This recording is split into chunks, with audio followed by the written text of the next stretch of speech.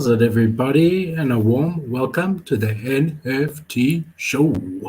I'm your host, Philip Kalinko, and today is Friday, Freestyle Fridays. We got Cade from the Joyage Kingdom, and Cade's going to be a regular. He's going to be joining every single Friday. He's a part of Freestyle Fridays now. We can't get rid of him, which we're happy about. Cade, my brother, how's it? Good, bro. Oh, I was gonna roast you live. Hold on, let me plug in my my headphone real quick. All right, you can still hear me, right? Yeah. For those of you that don't know, here's Cade's YouTube. If you haven't already, subscribe. Puts up amazing content. Respect this guy hugely. Cade Bergman, Joyage Kingdom. You can check it on your screens. Definitely subscribe. Thanks, man. I was gonna roast you because I was like, I was gonna say you unfollow or you weren't following me on Twitter. I checked, or I was gonna say something on your Twitter the other day, and then I was scrolling through someone's following list, and I went on your Twitter, and I was like, Philip unfollowed me, and then I was like, wait, did I like post something, or like I had no idea what happened. But yeah, I was gonna roast you live about that. I didn't unfollow you. Never. I have no idea. It says you're unfollowing me, but I was confused because I saw, and like normally it says when you scroll through other people's followings, it'll say like following back, or it'll say like follows you, and it wasn't there, and I was like, oh, that's so weird. Oh, wow. But I figured it was like a mistake or something. It's really weird. There we go. All sorted. So check this out. Okay, market update. Boom. How's that? Oh shit, that is beautiful. Oh, hold on, your audio is a little bit crackly. Hold on, say something again. Freestyle Fridays. There we go. Okay, it's back. All right, good. So I've got a new graphic designer. It's my wife, and she's been helping me. And look how cool! So we now got this. That's our market update. So let's jump straight into it. Yesterday's volume on OpenSea 36 million. The day before 39 million. The day before 41 million. Seems like we're slightly going in the wrong direction, even though we're at the bottom already, scraping the barrel. We had the NASDAQ not doing so well, and that's affected ETH and Bitcoin. Ethereum sitting at 1,750, down 3% on the day. What do you think, Cade? Not looking great. Yeah, that's not so good. I'm hearing a lot of mixed opinions. It's interesting listening to some of the big crypto YouTubers that I kind of like not grew up watching, but I kind of watched for the past like couple of years before I got into the YouTube game. Like Brian Jung, he's like one of the big crypto channels out there. He's got like 1 million subs. He's probably the most bullish, fair person out there. Like he's very what's in the middle? Like he's in the middle, but he's definitely leans toward the bullish. So like anything that happens that's negative, he's always like, guys, this is always an opportunity to capitalize on buying the dip. It's just so funny. Because he does, sometimes it's really, really important. Like a lot of people rag on people like that. They're like, you're just filling out people with like false sentiment, blah, blah, blah. But for me, it's really good because it's always important to remind yourself when you're in a fully bearish sentiment, not to forget what it's like to be in a bull market, and to not forget that it's going to come back at some point. They don't just never come back. Every single time we're in a bear market, it feels like the world's ending, and then we go back into a bull market and we kind of forget everything. We forget what it's like to be in a bear market, and then it comes back, and then the cycle repeats. 100%. And I think the same thing when you're in a bull market, and it seems like all your projects are going to go up forever. Remember that bear market's coming. Remember to take profits along the way. That's the point. I do think in crypto there's a lot of trading available. There's a lot of opportunities to do trading, but I don't know how to do that. Like I'm a teacher on NFTs. I know how to buy and sell cryptos, but I don't know how to do stop losses and all of that. But there's opportunities there at the moment, I reckon. Yeah, 100%. Hold on, and I'm gonna double check on our audio here. You're still crackling a little bit. Like every other time you talk, it's like super crackly. I'm just gonna like check on YouTube and see if the audio is the same. I don't know. I did that one time on YouTube. Cool.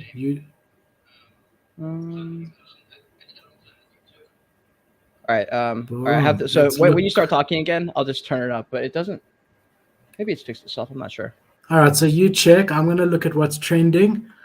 Let's have a look here. OpenSea 24 hours.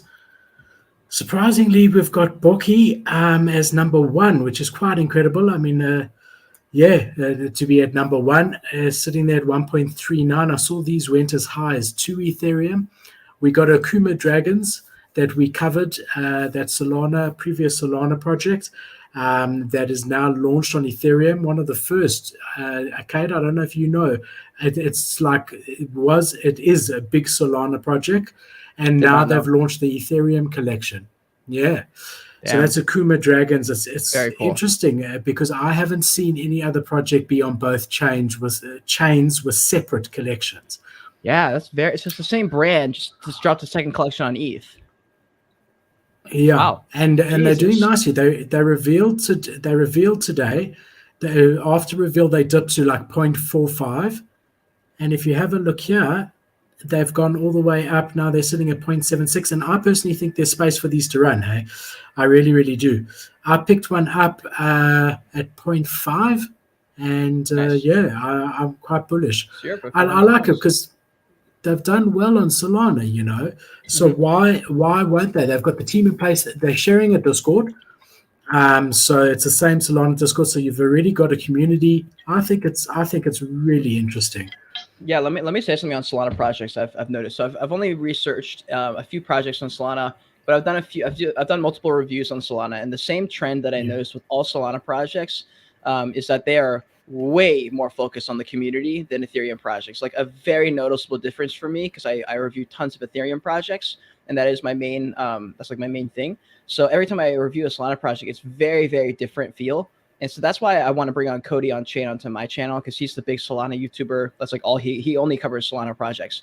And I just want to know more about that blockchain, because it's cheaper. Obviously, you don't have to pay for gas fees. It's automatic. It's super quick. You can buy NFTs for like $13 and flip it for like 47. And it's just like a different type of game out there. But they focus on different things, and it's really fun to watch them. And I'm really interested to see how they do long term. Most of them end up not doing too much, because I feel like they almost focus too much on the community and not much on other things. Versus Ethereum, they try and balance it out with like, you know, utility or whatever the fuck they want to call it, the poker nights in their Discord every 4 times a week, and movie nights and stuff like that. But I saw someone tweet out about it the other day. They were like, utility is not poker night twice a week in there with like $13 or for $15 as like a prize winners and stuff like that. Like, I think they're just kind of getting projects right now, especially in the bear market, are kind of running out of ideas. And I actually feel for them, because same with YouTube, everything's down. Subscribers are down, views are down, interest is down, search volume is down, like all everything is down.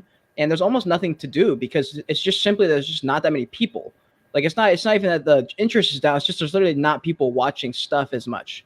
And that's just interesting, because all my top videos are from like anywhere from 3 to 5 months ago, which is when the bull market was backing, when there was a ton of people saying, oh, if I just watch this video, I'll make a lot of money. It's just interesting. Yeah, definitely. I think also, you know, we've got the global like macroeconomic stuff going on. It's also summer, you know, and I think a lot of people have taken the slowdown in the market as an opportunity to step back a bit, which is interesting. I just want to find this. I think it's Bakumu Dragons, just to show you. Bakumu.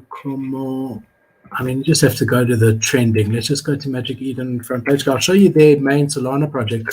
Well, like, I don't know much on the Solana side. What I have heard is that it's mostly degen. So, oh, great.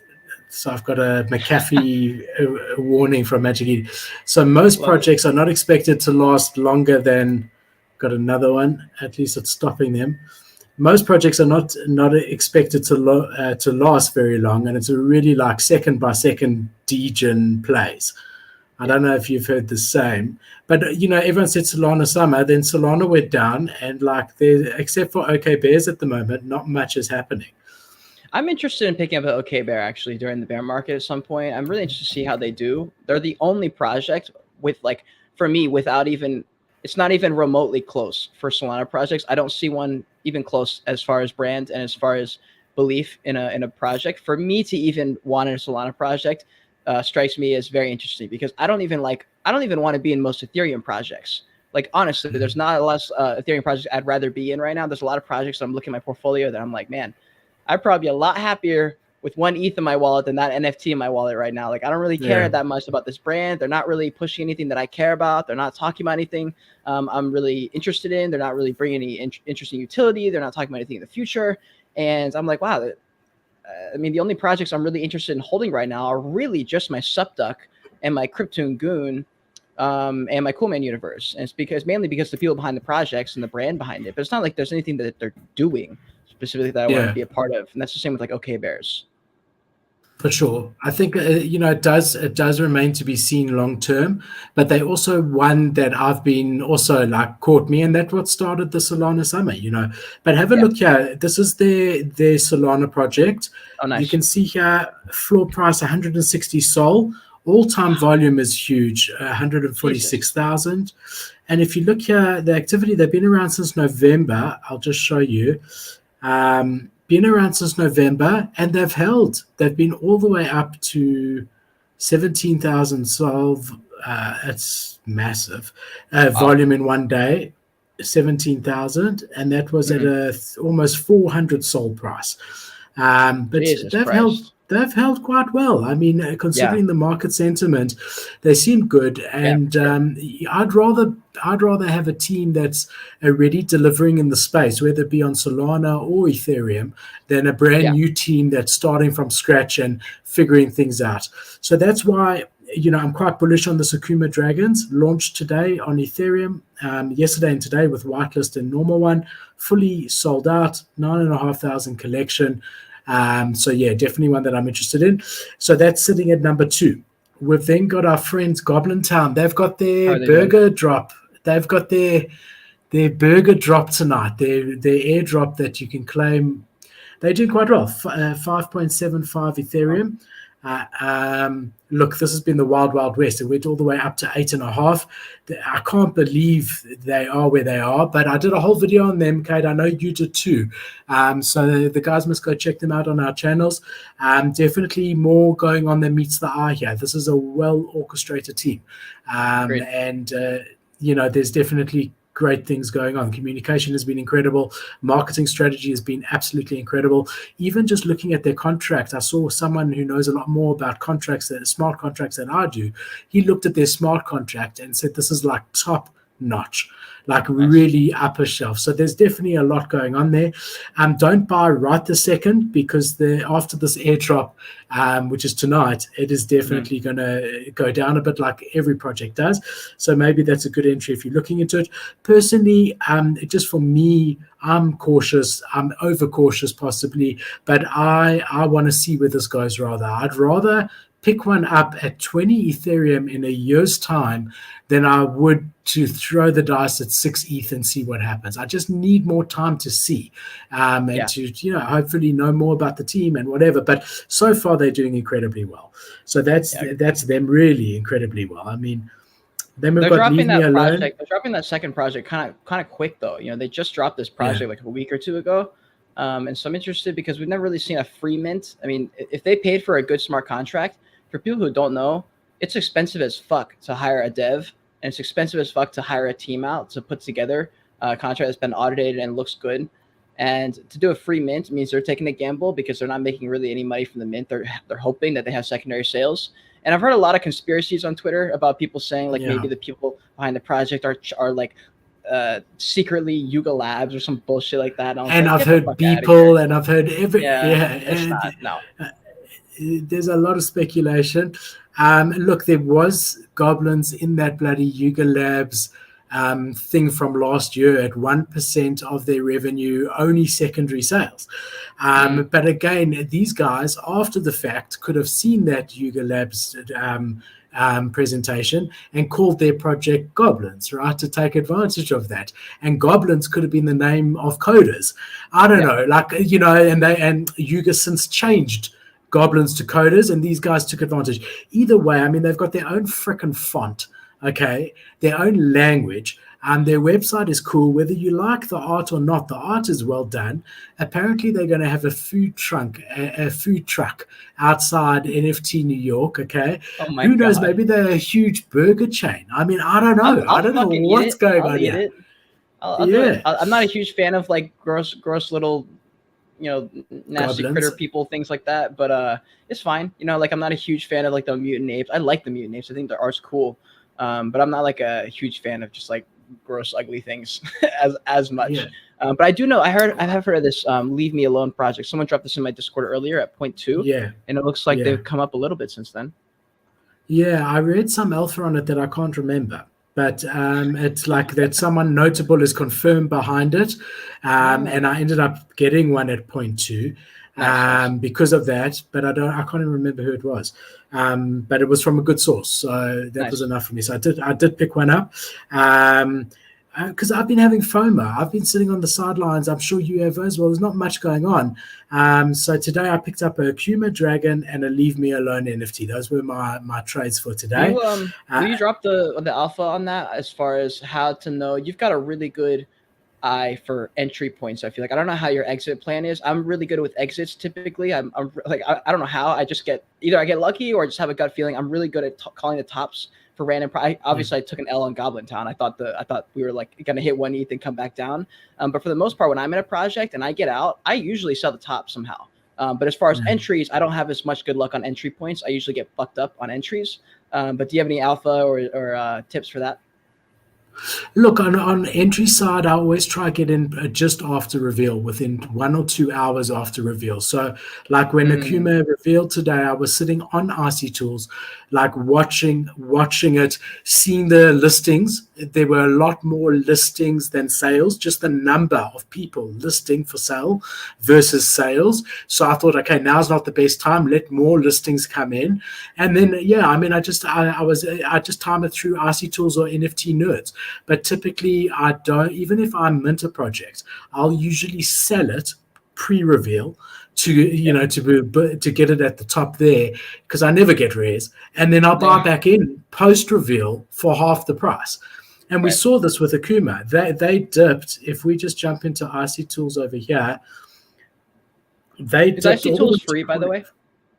No. So you do get some of it, but the 5-minute candles are not, and the graphs are not. But because I'm a Champ Pass holder, everyone who owns a Champ Pass gets free IC Tools. He's doing incredible stuff. Hell yeah. He really is. But if you have a look here, it's like if you just take a view out it's really hard to see because there were so many. This was reveal over here. Okay. So obviously the rares were going high, but it dipped all the way to about 0.4. And then you can tell that there becomes more sales than listings, and it starts to trend up, and that's where you want to try and enter. But you can see it's looking really healthy. I just want to see. That will give you a much better view, Cade. Check at that. Yeah. Wow. Holy shit. So there you see reveal there with all the rares being sold, and then here's that dip. And then you start to see it coming up. It's so clear that it's coming up. So that's typically the way to do it. But again, I mean, I don't always do it well. It's but the tools do help me. So that's Akuma, and they were sitting at number 2. Then we got Goblin Town, Leave Me Alone, Hobotown.wtf. It's a derivative in a way of Goblin Town. They're doing incredibly well. Number 5. Vivid Limited, minted recently. We actually did a pre-mint review on them. Their mint price was quite high at 0.3. So a 0.37 floor is not the same as if obviously as if the mint price was like 0.1, but still up from mint and doing good volume. We got Bored Ape Yacht Club, 94 ETH is the floor. Other deed, I saw someone sold a Bored Ape and swept the other deed floor today. Heard about that. Yep, heard about that. Yeah. Went up from 2.9 to 303. And we got Quirkies, which was also, if I'm not mistaken, a quite expensive mint, a 0.2 something mint today. So that's interesting. Sure. I know, Street Lab, the same thing. Also a 0.2 or something mint. But good to see projects minting out now. Not that all of them are, but that's 1, 2, 3, 4, 5 projects in the last 24 hours that have minted out. So that's the supplies on those? Sign. So Akuma, we said 9,500. Leave Me Alone. Wow, 9,500 is 10K. Ooh. Wow. Okay. Hobotown was a free mint, by the way. That's a 6,900. Vivid, I think Vivid's a smaller supply, if I'm not mistaken. No, 8,900. So, yeah, I Nice. mean, proper collection sizes going on at the moment. 8,000 for Quirklings. So, yeah, they're Yeah. really good to see. God damn. Our friend at Moonbirds, 22 Ethereum. Mutant Ape, 18.5. OK Bears, 180 Sol. Cheeves, don't know much about it, but I've been seeing it on the trending on RC Tools today quite a lot. 0.09. Do you know anything about these guys? I have not heard anything about that project. What's up, Dickens? I see he's in the chat. What's up, man? Yeah, I was just going there. Great minds think alike. So, Dickens, you missed the beginning. You were late. Not acceptable. But Cade is going to be a fixture every single Friday. Cade and I have bonded, and yeah, we're going to be doing this every Friday together. So you guys will have this every single week. Hell yeah, Goblin pullback, yeah, a bit of a goblin pullback. Going to be more after this Donald's drop. I wouldn't mind picking up the burgers if I can cheap, like 1 or 2. Yeah, I'm really interested in what they go up to. Yeah. So that's interesting. Then let's have a look here. What else we got here? If we just have a bit of an overview over here at the rankings to see, I know it's loading, to see red versus green. Let's have a look what it looks like today. Hell yeah, bro. So searching by volume. If we just scroll down, yeah, some green, some red. What do you think? Equal? Yeah, looks all right. I mean, it just looks kind of like teetering. I don't know. I feel we've all kind of got used to it and kind of recalibrated our brains. So we're just in this lower volume, lower interest state, and that's fine. I mean, that's normal. For me, I'm very okay with that. I came from a traditional background and crypto background after that, and then I got into NFTs, and so I'm kind of used to seeing markets cool off and come back up and then cool off, and I just don't. For me, it's okay for an entire industry to kind of cool off for a while. Like people get really, really anxious and stuff. But when the market crashed in 2021, people were like, "Oh, it's over," and I was like, and then when you look back, like guys, it was like 3 months. It's like a 3-month gap out of a huge bull run that was just absolutely, killed everyone. I mean, the launch from the 2021 bull market was just ridiculous compared to what we've seen.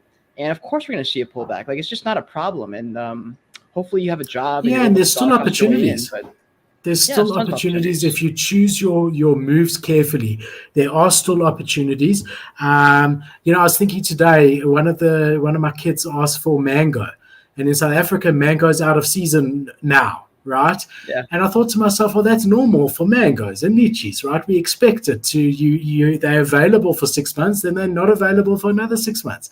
So that's the same with NFTs in a way, Exactly. All markets, dude. All markets. It's okay. It's okay for the markets to go down. It's just the people who are mad are the people who didn't get out of the market before the market crashed, and that's understandable. But just don't make that mistake. That happens once. Pay attention. It'll probably happen again, and then after 2 or 3 times that you fucking up, eventually you'll get good enough to be like, okay, it's not the top, but I'm going to get out of 90% of my stuff now because I don't want to be crying when the bear market comes. I want to be selling everything in the bull market, buying everything up in the bear as much as I can. And not every time's going to be good. Even the people who are the best still get caught out sometimes. Like I got caught out a little bit more than I would have been more than I would have been happy to this bear market, mainly because I bought stuff up during the bear market thinking we're going to go back up somewhere near there, and then we just kept dipping, and I was like, oh, I bought it at a discount and I still got fucked up.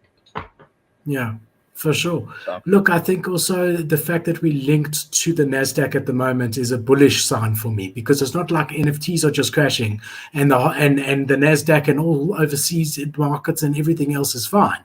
We know why we're crashing like this. So that's interesting. So guys, I want to just remind you, today is Freestyle Friday.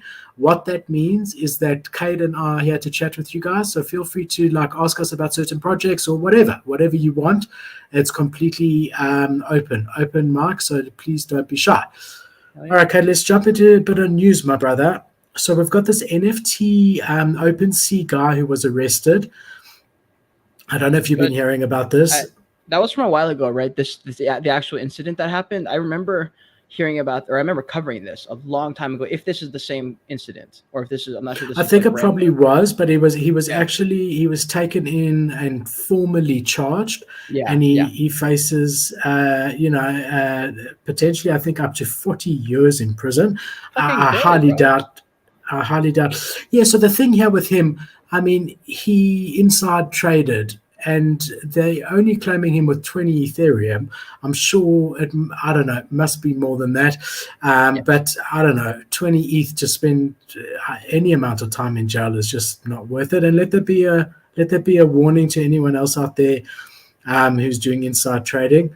But yeah, definitely good to see the market getting some form of regulation in a way, Yeah, and the where insider they could be trading, I charged. feel like it's almost like uh, that's almost not exactly what happened. Like insider trading is something I think that a lot of people do, a lot of industries have. Obviously, this was like next level. I mean, this man works at OpenSea, and so he had access to all the analytics and literally just cheated, like straight up cheating. Not insider trading. Like, oh, I found out that this other guy. No, like this man had all the analytics and used his position as an employee to use his like employee ID to log in and say, oh, this is the rate. I want to buy this one. Or I'm going to buy this one early or whatever it was. And I'm like, bro, that's next level insider trading. I feel like they almost undersold that story a little bit. Yeah, yeah, I'm with you, and I agree.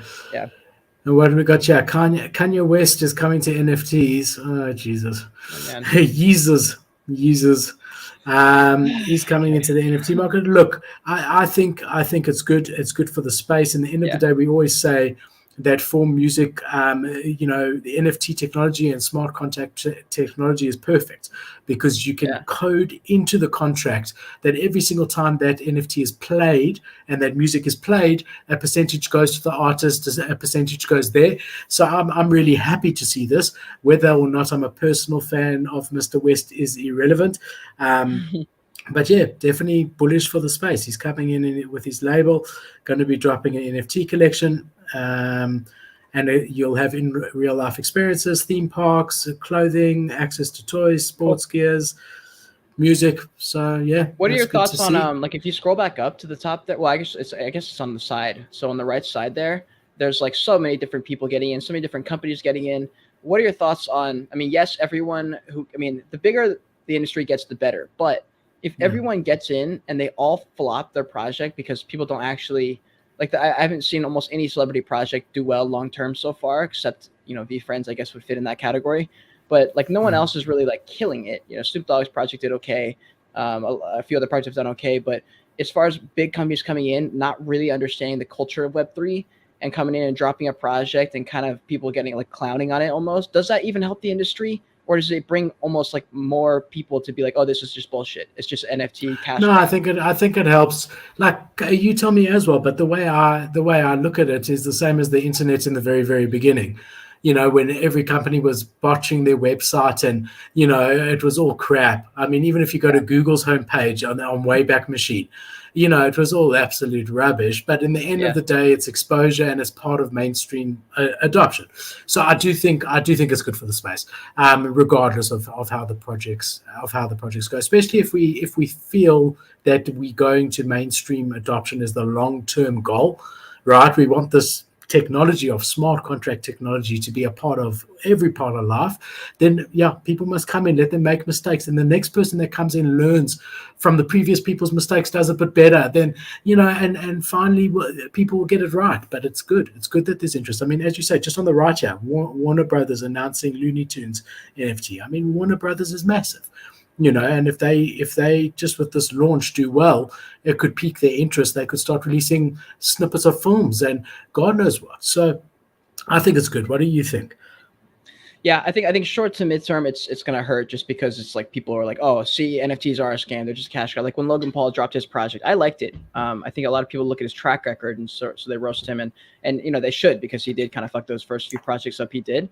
But also like he was learning. It just sucks that it was people's money that was kind of at stake there. But his latest project, the 99 Originals, is like an art project. He's like, look, this is like something that's really important to me.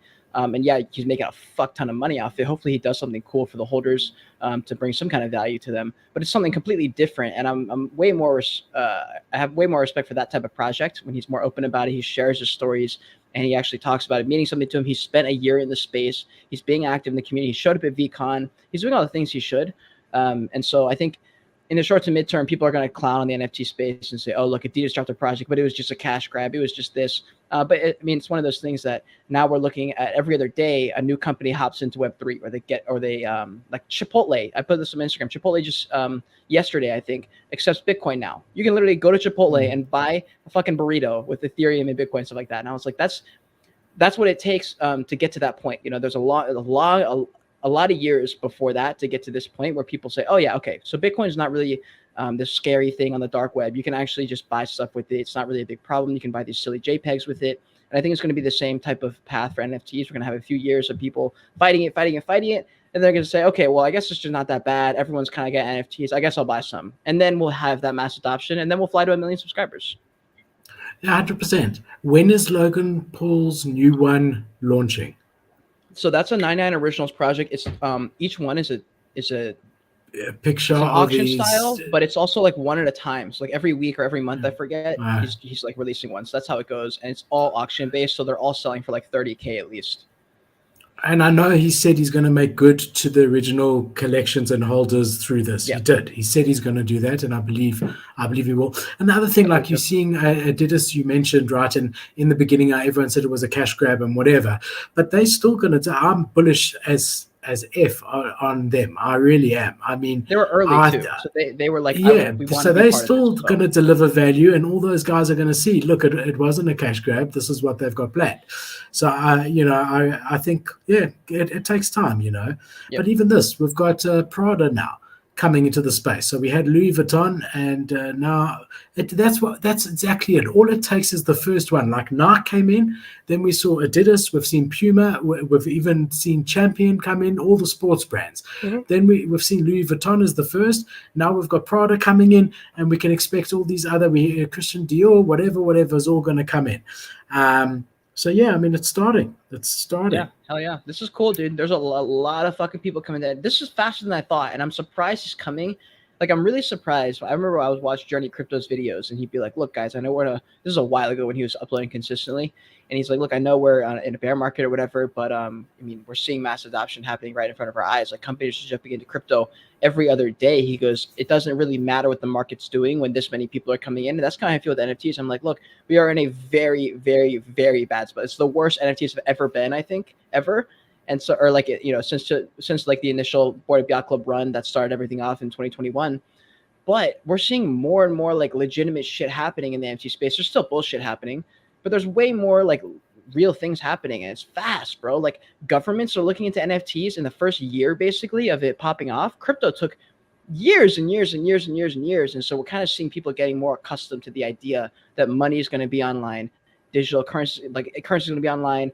Social media presence, it's like super, super important. People don't believe that social media is important because it's not like, I think they're like denying that they care so much about their Instagram. They're like, oh, I don't care about my Instagram. It's like, okay, well, you spend 9 hours on your phone all day, and you go to places just so you can take a cool photo there. And when you show up somewhere, the first thought you think when you get to the beach is, okay, take a cool picture of me so I can post it. And people don't realize that that's really dictating a lot of people's lives. And even if it's not something that's really takes up a lot of mental space in their head, it's what they prioritize. And so it's going to be the same shit with NFTs. You're going to have a portfolio of NFTs that you do care about, and people think they won't, but they will.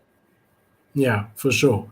I mean, but if we just look here, just to keep it in perspective, just at the total monthly volume, if last month was $2.4 billion, and if you just follow that line, I mean, we had a worse month in November. And equivalent months, sort of, in December and or September, October. So October and December were similar months, a little bit higher. And then we had that dip over there. So, look, I do think it feels that way, that it's worse than it was then. But, I mean, the beginning months were a joke. I mean, really, 150 million a month. We do that in a day. The thing that's important in last month's figure is that it's obviously very much related to the other side launch. So a lot of that turnover for the whole of last month was other side, right? Yeah. If you remove that, then we had a shocking month. left, right? True. So yeah, there is that. So it's going to be very interesting what June ends up It takes time to being. get money back in. People got to work their jobs. They got to get money back into their savings account. They got to fill up their degenerate Ethereum wallets. Like they got to take time to get money, and that's the reason there's cool off periods. Like I think understand the psychology behind why there's breaks in the market. Why can't we go bull market forever? It's because they need it's just not how it works. Like we can't go bear market forever as well if there's some actual interest and demand in there too. For sure. We got Elwin here. What's our take on Doogies? Philip made an alpha call on it. Okay, yeah, so let me go here. I've held since my call. I called them at 0.06. You bought in? And I know they're holding there about 0.07. Just got to find it. I'm going to have to actually connect my wallet here to find it because when I'm searching OpenSea at the moment, it's not. So basically, they're an early NFT project that are moving over to a different ERC token, which will allow them to appear on all the ranking sites and whatever. And I thought all those things together for a 0.06 entry was quite bullish for medium to long term. So I did also pick one up when I made that call. Let's see if I can find them on my side. Yeah, I've got it here. Okay, let me share the screen. So these are them, Cade. Interesting. Yeah, I mean, I called them. Volume. God damn. Yeah, but they've been around for a long time, hey? I called them at 0.06. It's never going to be one that you're going to flip immediately, but I do think when they do change over to the new chain, we will start to see a bit more attention. So just read this to you. The first 10K Doge NFT collection rediscovered by the community. Among the first 10,000 NFT collections on Ethereum, created before Bored Ape Yacht Club. Own a piece of NFT history. Join our Discord. 1,500 NFTs are reserved for the DAO. The creator of Dogies started learning programming at the age of 13. Created the Dogies collection when he was 16 years old. Each Dogies represents a 32 by 32 art NFT, programmatically assembled and scaled up to 320 by 320 pixels. They're stored as ERC1155 tokens on an OpenSea contract. The NFT collection was revived and resurrected in January 2022. NFT collectors for this collection particularly noteworthy to the fact that it minted before Bored Ape Yacht Club, yet it shares an overwhelming amount of traits with those collections. Welcome to Dogies.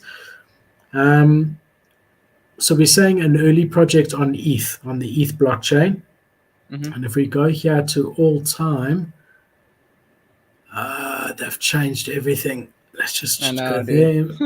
I've got to get used to it still. So you can see here they were launched April 2021.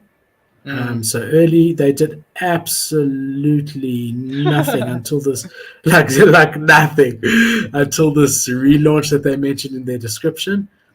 And then you see, I mean, now for me, when it's had pumps like this, and noted, there's only been one, but that was in February, yeah. So I mean, in March there could have been another. Yeah. But it just means when people hear about them, I mean, this is, I don't know if you can see, but this is 7,000 sales in a day. I mean, it's not a small pump. Then 6,000 the next day, and then 1,000 the next day. To have that sort of pump, I do think that if they were appearing on things like RC Tools and NFT Nerds, which they aren't because of their token type, that could have really brought attention. So now they're migrating over. And yeah, I mean, you saw, what was that skull project that pumped crypto skulls? Yeah. In the last bull market. But that was because of Gary, though, I think, right? Gary V pumped that one up. Yeah, well, people discovered it, and then I just think like as you get new people in, and then those new people get used to the space, there is a historical value to these older collections. Obviously, crypto skulls is a lot older than Dogies, but Dogies was one of the first on the Ethereum blockchain. I like the backstory of it. A young kid launching it, and it's been rediscovered and revived, and I don't know. Again, 0.06. I do think that it's got good potential for sure. That's a cheap buy-in, guys, by the way. So like on any alpha call that's like a super cheap buy-in, I go in with very low expectations and I just say, look, this is like a $200 bet. No Yeah. problem. I'll hold this. Like even if it goes to zero, it's like, okay, that's totally fine to go down. But I think I listed mine for 0.3 for Nice. 6 months. I just so I do forget about it, but Yeah. like if that pump happens, you don't want to be on the back end of it and realize too late Right. either, you know. Exactly. So you know, it's a long-term sort of flip potential for me. That's actually something that's good to talk about, actually, for as far as people trading and stuff. And that's kind of hard to do. That's one of those things you kind of learn with experience, how to kind of trade the markets. Like for example, there's a project that I really like. I really like them actually, called the Fuzzy Felons. They actually have their trailer coming out today, so they pumped like last night, and so I was able to get out of a couple of them that I bought during like when they were really low. So I was able to do like a 2x or like a 1.5x, which is I'll take that shit in a bear market. And so For Fuzzy Felons sure. pumped a little bit, but during the dead market when there was absolutely no volume, I was scouring their floor because I was like, I have the rarity shit, whatever it's called, and I was able to pick up a rank 22 top 1% on the floor for 0.08 or something, and it's like one of my prized possessions. I don't even fucking like it that much. Like I love the Fuzzy Felons, but the one that I got that was ranked 22, like I don't even like that one that much, which is perfect for me because I can actually sell that one if it pumps up really high.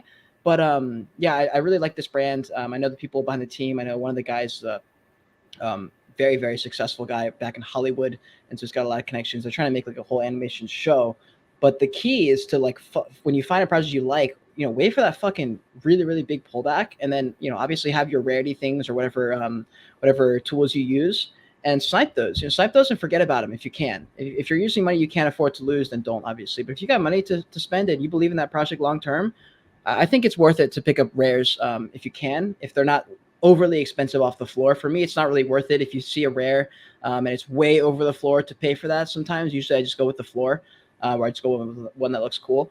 But what are your thoughts as far as like picking up projects off the floor versus like rares and picking up projects in the bear market Yeah, and so stuff? I agree with you completely. Like over here, if the floor is 0.15 and you can pick up like a top 5% for 0.17, that's a no-brainer. Yeah, yeah. Typically speaking, you know, I don't know for sure, but I typically, from my experience, unless the project floor price is like 1 Ethereum or more, the rares are less important. So obviously, if you've got a Agreed. rare Board APR Club or you know any blue chip, World of Woman or any of those, that's got value. Whereas if it's a collection where the floor price is 0.1 and you got a rare, it's difficult unless they've got huge volume. Yeah. It's difficult to get rid of those at more than 2x, even a top 2% or whatever it may be. So it just depends, but on hyped projects, definitely. And I do think that there's great opportunity as a project is revealing. If you can get those rarities, make sure that they're accurate, because sometimes Yeah. projects change it. You know, they realize there's a problem, they update the metadata after reveal. But at reveal, there are opportunities that people listed it yesterday, forgot about it, don't even know there's a reveal, and it's a top 1% in a hype collection. Pick those up, and then Absolutely. you know you can easily 2, Yeah. 3, 4x the same day, like the same hour. Yeah. I did that with beans. No way.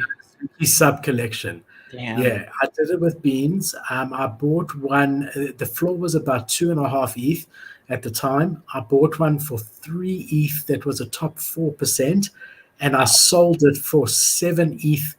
Okay, it was a stressful 30 minutes because I started it at 8 ETH, and Yeah. every like 15, 20 seconds, I lowered the price so that it kept appearing on people's listing feeds, that they would see it. And like Gotcha. within a half an hour of sweating and doing that solid, it sold at 7 ETH. So I take it down Let's tiny, like go. 7.998, 7.997, just to get it to keep appearing. Then I saw another like top 3%, but now the floor had gone to like 3.5 ETH or 4 ETH, and that one was at 5 or something. And I freaking bought that one, and I tried to do the same, listed it at 9, and then all the FUD came out. I ended up getting rid of that one at like 2.5 ETH. No. So I ended up losing 1 ETH on the whole. I should have just stopped after the first one. That was my mistake there. But there Jesus. definitely is opportunities. definitely to and do also that. you have to choose what's up, crypto cactus. You also have to when you're picking rares. I don't always do it. It depends on the collection.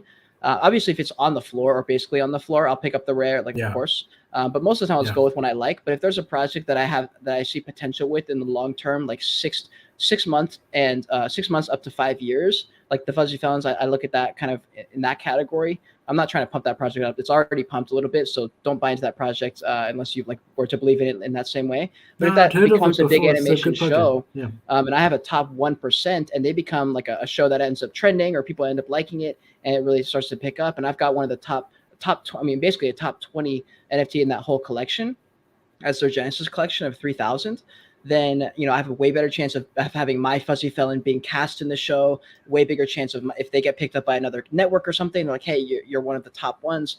We want to buy yours, or we want to have the rights to yours. You just have way bigger opportunities, and so that's something that I incorporated into it because they have that show, and that's like their main thing. Like that's what they're rolling with. And so for most projects, and it was so close to the but floor. It's a no-brainer. It was so close to the floor. And why did they pump recently, Cade? What so is they have the a trailer catalyst? coming out today.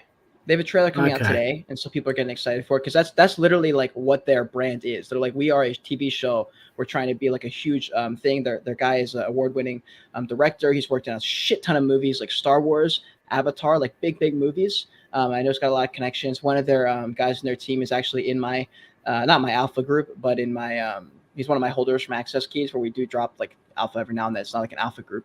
But he's in there, and he's one of the guys in the team. And so he dropped that in there, and we were able to get in a lot of our holders into that project at Mint. And so a lot of our people made some money off that. But I actually ended up holding almost all of mine because I like it. So I don't know. I think if it always sell the news, bro. So I would if you've got a lot of them, I would de-risk a bit and take advantage of it. That's what I just did. Yeah, I sold 2 or 3 last night, and I was able to de-risk off. So that was good. Yeah, I mean, the sales that have gone, there's 66 sales in the last 24 hours, which is 300% more than usual. Let's have a look here. Yeah, you can see here, wow. That was what made your price go up. They went all the way up to 0.24, 25, 0.3. Jesus Christ, I didn't know it went up that high. Well, I mean, there's one sale there at 0.35, another sale at 0.289, one at 2.5. 2.2. And that's where I probably could have sold one of my rare ones up near the 0.3 category. For me, it wasn't worth taking the 0.3 bag for one of those rares because I would rather hold that and see if I can get something way bigger for that. But that's just because of my situation. So for anyone watching, anytime you're watching anyone on YouTube, especially, you have no idea what their money situation is. And also that shit can change like month to month. Like a month ago, very different strategy than this month. I have way more, I'm way more of a stable position than I was a month ago. And so I make different decisions. So always make sure you're doing your own research and for sure not buying shit because you're people you watch buy them, unless you don't care. Unless you don't care.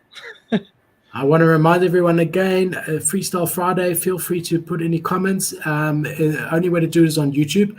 So come on to, if you're watching on another channel, come on to YouTube, either Cade's or mine.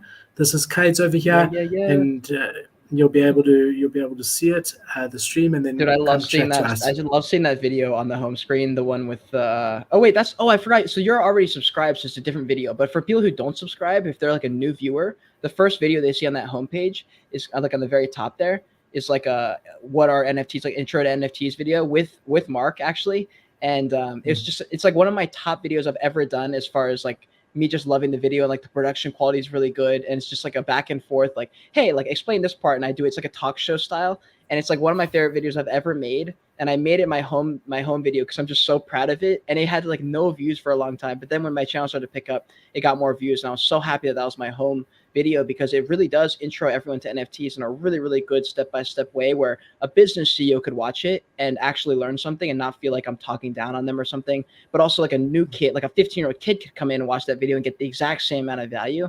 And so that's where I try and bring as much value from my YouTube channel. I want people all across the spectrum to be able to gain value from it. And I see the same shit from you, same shit from Tom, from Nate, like some of the YouTubers that I collab with. I see the same stuff. Andres, Zerk. I just respect y'all's content, and that's why we making content together, bro. It's fun. What's up, Bryce? For sure. Bryce, nice to see you. This is your community manager, right? Mm-hmm. Absolute cool, beast, Bryce. bro. Nice to meet you, mate. I watched one of Cade's shows the other day, and you were on. That's how I Let's know. go. You were on, and I watched. I love watching Cade. I mean, I've been watching Cade for months. For me, the reason I started watching Cade and continued is just what you see is what you get, as far as what he tells you. He's never going to talk shit to you. He's never pumping his own bags. There's never an ulterior motive. Yes, he does certain paid reviews. If he does, he says this is a paid review. There's no rubbish. It's just like straight up front. Even when the first time when I was on Cade's channel, there was no meeting before. There was nothing. It was just like, can I come on your channel? Yeah, sure. Went on, and we literally like joined a second before. And how's it? Like, it is what it is, and that's what I really respect about it. So, one of the many things. And also the work ethic, Cade. To put out the amount of content you put out, I know how hard it is, and it's consistent from you. You get a lot of people, they come in and they do it for a month, they put out a good amount of videos and whatever, and then they just give up. But I mean, I know you've been doing NFTs for about a year, but you've been doing YouTube content for freaking ever, man. Yeah. For like 10 years, right?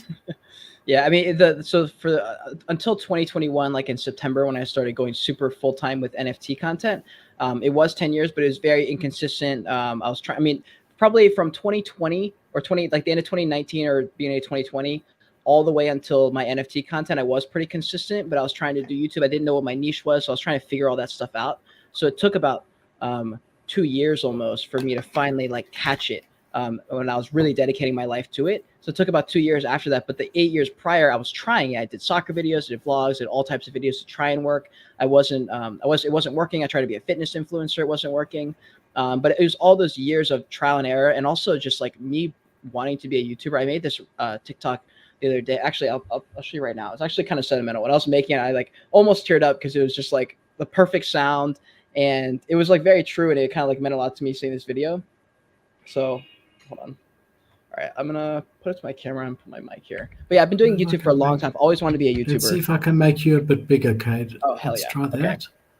Turn my. So, here we go. Yes, you can see it. Okay, here we go.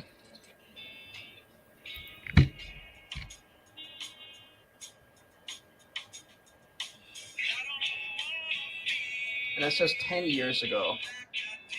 Football. So it's just kind of like it's like a full circle moment where it's like, I've really wanted to do this for a long time. I know some people maybe don't believe me. They're like, oh, now that you're here, you're just saying that you've wanted to be. I'm like, no, I have videos all the way back 10 years ago. And I have been, when you look at my 10 years ago videos, consistent as fuck, bro. Consistent as fuck. there were so many soccer videos, and I even deleted probably over half of them because I got insecure about them.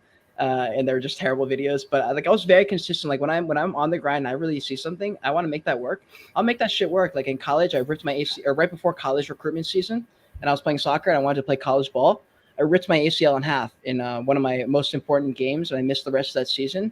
And I had 5 months post-surgery basically before college recruitment season ends, and it was over. And that was my dream since I was like 10 years old.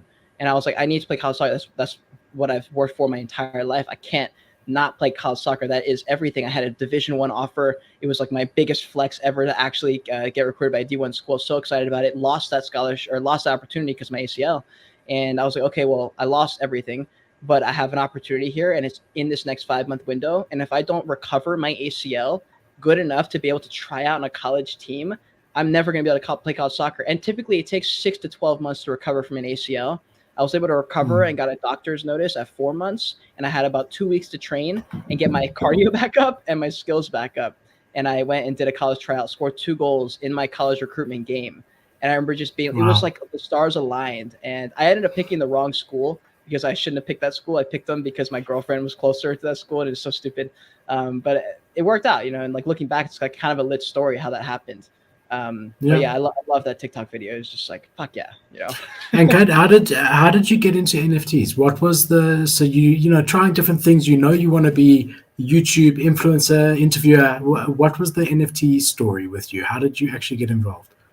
So I'll start with the podcasting. That's kind of where my in the beginning of 2021, like in February of 2021, so about a year and a half ago, I started to do podcasts because I would always do these like rants to the wall where I would be like, you get really motivated at like 3 a.m. You're like, I need to get my life together and say all this shit.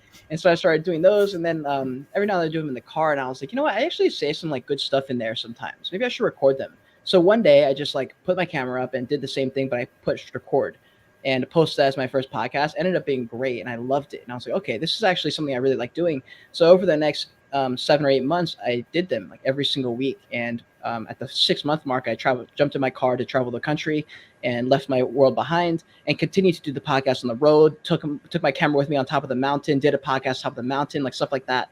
And I found out that podcasting is my true passion, like live streaming like this, doing long form content is my favorite thing ever.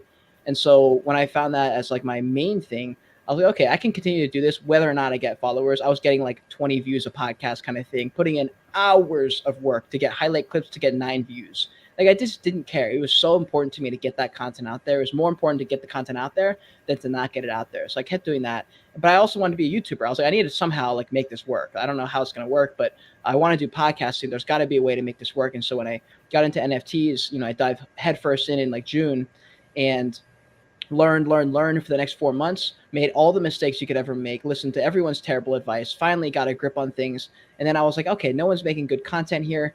I really want to make content. And so I can do this. I've been making content forever. I can give helpful information. What videos do I want to see? And I was like, okay, well, there's this trending thing happening on Twitter. Sham Dude just dropped this project and it's blowing up. So I covered it and I said, Sham Dude's project is blowing up. Let's see if people on YouTube know who these Twitter people are. That video didn't blow up, but I got like 300 views, which is way more than I'm used to. And I was like, oh shit, there is a market for people looking for this kind of drama and news and market updates. No one was making videos like that. Now everyone's making videos like that. Like I think every week NFT'S drops an NFT market update. That's relatively new to his channel. Giancarlo, same thing. All the YouTubers are doing it now, but I kind of started that trend, which is kind of fun for me to say. Like I started making those videos every single day. And I want to get back to NFT market updates. I think they're really helpful for people who just want to be up to date with stuff. Like Brian Jung makes those crypto market update videos, even though there's nothing really to talk about, and they still bring in really consistent viewers. I think it's a good idea. So I am going to get back to that. But I started to make content that I wanted to see, review videos. I wanted to see what's going on in the market, analysis stuff. Because I watched all the crypto YouTubers. And I was like, I want to make content like this in a few years. I want to be someone with an audience. And I was like, okay, I got to start this brand now. But the way I got into NFTs was Alex Becker. Alex Becker and Journey Crypto yelling about Bored Apes and shit like that for a while. And I was like, okay, let me just see what this is. At that point, Bored Apes were already at like 2 or 3 ETH. And I was like, nah, like that's the top. No point in buying that.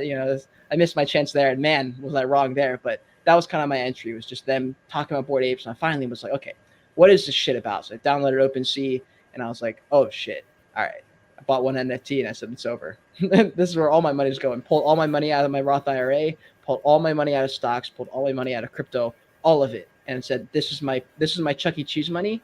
And I'm going to learn how to do this investing in NFT shit. And I'm early as fuck on this, like genuinely early for the first time. I missed the crypto boat. I was way too late on that to make content. There's already YouTubers with 1 million subscribers. But there's no one with more than 40,000 subscribers, on YouTube.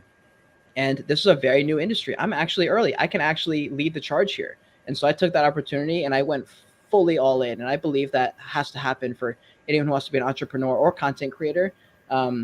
If you want to win and if you want to get to the very top, like that's my goal. I want to beat Joe Rogan in the podcasting charts. That's the goal. So I have very, very high aspirations. So to have that type of aspiration, you have no choice but to go all in. You can't get to the top without going all in. If you want to just make YouTube videos, you want to make it as a hobby, that's a totally different thing. And all respect to people who just want to do YouTube like that. I've wanted to be a YouTuber since I was 10, and I've wanted to be the best since I was 10. And so, that's a very different path. Yeah, for sure. So a couple of things I want to say. First of all, Bored Ape Yacht Club FOMO is the reason I got into the space also. No way, really? Okay, proper. Yeah. So a mate of mine, a South African guy, sold a very successful company here, an email spam type of company, sold it for a lot of money to a public company here, and then immigrated to America, became a venture capitalist. Anyway, so him and I, we're both entrepreneurs here. We sort of always greeted each other, not like very close friends, but acquaintances. And then on his Facebook, so still my Facebook friend, on his Facebook, like I know he's immigrated, I don't know what he's doing. He says, I've started a YouTube show on NFTs, right? Nice. So I'd never heard of NFTs in my whole life. but I respected Yossi. I respect Yossi Hassan very, very much. So I went onto his YouTube channel, and it was brilliant, man. They took us through like everything, how to set up MetaMask, what is MetaMask, what is OpenSea, because you forget, and I forget, when you come in and it's brand new, it's very daunting. There's so many things that you need to understand and know that you never knew before. First of all, what's crypto? Then what's a wallet? What's OpenSea? How do I, everything. That was one of the most stressful times of my entire life, figuring that shit out. Yeah. It's still stressful. The other day I picked up an airdrop, and I had to like go onto this L2 chain and like download this other thing, and I was like stressing. If I didn't have my friend on FaceTime with me to walk me through it, I would have never done that shit. And in the beginning, that's how it was, bro. You had a problem, good luck, because there's no one making content about it yet, like in June. Yeah. So he then said, okay, Bored Ape Yacht Club, and they were also one ETH, 1.5 ETH. So I sent him a DM on Facebook, and I said to him, Yossi, how's it, man? Listen, I don't know what ETH is. I don't know, but I want one of these Bored Ape Yacht Clubs. How much is it? Let me know. I'll send you the money, but please buy me one. Yeah. He never responded to my DM, and I just watched in shock and horror. So I saw through him something special in this project, because they would review other projects as well. And if I was in the position I am in now, I would have bought one. I could have easily bought one, right? Now I know how to work it. I know how to do it. Then I couldn't, and he still hasn't frickin' responded. And I thought, no, I need to learn this shit. And then I started looking at other YouTubers. I got a MetaMask. I went back to his channel, learned how to, and did it. And unfortunately, by then, Bored Ape Yacht Clubs were like 20s, whatever. And when you start, I like put like half an ETH in the very beginning. That was a huge commitment. And then I like got burnt on that. And so buying from out the gate, buying a 20 ETH NFT was not on the cards. I should have done that, obviously, because they went all the way to 150, and I would have sold at 150, because I sold my mutants at 25 at the top with that land airdrop. At 40, at 42. I sold my mutant at the absolute top, and that used to be the logo instead of my Clone X. I changed all the branding. I thought, fuck it, for 40 Ethereum. I bought that mutant for 6 ETH, like about 6 months earlier. So I sold it for 40, and I've since bought one at 24, but I know that there's going to be an opportunity to sell it at 40 again. So I'm not going to make it our logo. I'm keeping the Clone X, because that guy I'm holding on to, I believe in Nike as well. But that was also my story. And it makes me think awesome. Now with this whole Goblin Town, how it's actually good for the space. Let guys have that feeling of wanting to get into something and not being able to, because it will bring people into the space, like it brought you and me into the space, True. Yeah, I forgot about that. That's a good point right there, actually. I mean, I got into the crypto space because of Dogecoin, bro, in 2019 or 2020. One of those years, way before anyone was talking about crypto, really, like before it was like a big topic. There was this TikTok trend, and it was like, yo, buy this Dogecoin. It's going to really moon. Like, it's been pumping. It was at like 0.00001 or something. And Devin, my best friend from my hometown, was like, Cade, you're serving at this restaurant. You're making $400 a day. Fucking buy 1 day's worth of Dogecoin, please. Just put in $300 or something. And I said, I'll put in 200. So I put in $200. No, I put in 400. It ended up pumping a little bit, and I was up like 2x. So I said, okay, I'm going to sell half. So he said, fine. So I sold half, kept 200 in there, deleted the app, forgot about it. Basically took a nap for a year, and then Dogecoin starts pumping again, and it goes to, I think it was at 20 cents or something. And Devin hits me up again. He's like, hey, you remember that Dogecoin thing? I was like, yeah, what's up? It's at 20 cents. And I was like, what? And he was like, we bought that at like 0.00. Like there's thousands of dollars in there, I think. And I was like, oh my God, what did we buy it on? He's like, I think Robinhood. So I downloaded Robinhood again, open the app, go into my account. Thank God I remembered all my sign-in shit. Go in there, and there was literally like, I think like $15,000 or something, or something crazy like that. And I was just being like, oh my God. And so I didn't know what to do. So we kind of held it. We didn't know what to do. Got to like 35 cents. I said, okay, I've been watching Journey Crypto for a little bit. And I heard about this dollar costing your way out kind of thing. And so I said, okay, I'm going to start selling it off a little bit at a time. And I was able to get fully out by, I think, 60 cents or so. And then it got to 70 cents or something like that. So I almost sold the top, but I was selling in little increments. But I was able to pull out, I think, around $13,000 or $15,000 total. which was crazy big. That was huge for me because I used that money to help fund one, my investing journey, but also my journey across the country. I used some of that money. And so like that really was what sparked it. Fucking Dogecoin, bro. Dogecoin. What, were you always wanting to go, or like you say you like got up and left, got in your car? Was there an event that led to that, or is this the event that led to that, or what was the reason for that? What was your So all my life I've watched shows and movies that have something to do with you leaving your. Hold on, Devin's actually texting me right now. The guy who I what just was? told you Ask about. him what I'm a spa. Ask him what I'm a spa. Well, he's telling me to give him his send me his wallet address. He must be signing me up for something. Sometimes we'll like get some kind of alpha and be like, I need your wallet. I'll send this into you. You get like a premium or whatever. So I just send it to him usually. But what happened was sorry. All my life I've watched movies and shows that have something to do with fantasy, fantastical elements. You know, you not having to work a job, like that basically being the main theme. You're not having to work a job and you're either saving the world or something crazy is happening over here, but it's not a real life situation. It's always fantasy related. And so I watched shows like Lost. I watched show like Twilight was one of my favorite movie trilogies of all time, like movies like that. And so I've always had this thing about wanting to go on an adventure and not live a normal life and not go to a job and be totally like separate and opposite of reality and of society and stuff.